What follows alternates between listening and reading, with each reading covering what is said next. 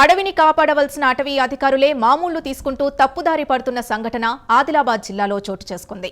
గుడిహత్నూర్ మండలం హరక్కాయ్ గ్రామ forest beat officer Vishwajit ఒక వ్యక్తి దగ్గర నుండి 20,000 రూపాయలు తీసుకుంటున్న వీడియో వైరల్ అయింది.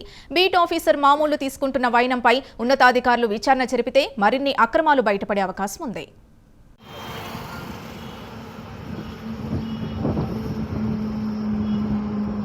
खाली ये लकड़ी जलते लकड़ी नहीं है गार्डन फोटो करे अब वो तक गाले और तो एक सोफा से भी और बॉक्स पे लग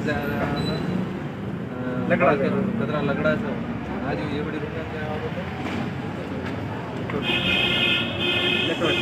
డౌట్ ఉంటుంది అంటే నేను ఇక లెక్క పెట్టాలి సార్.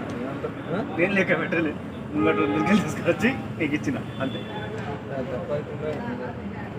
పైసా కానీ ఉంటుంది అది నాకు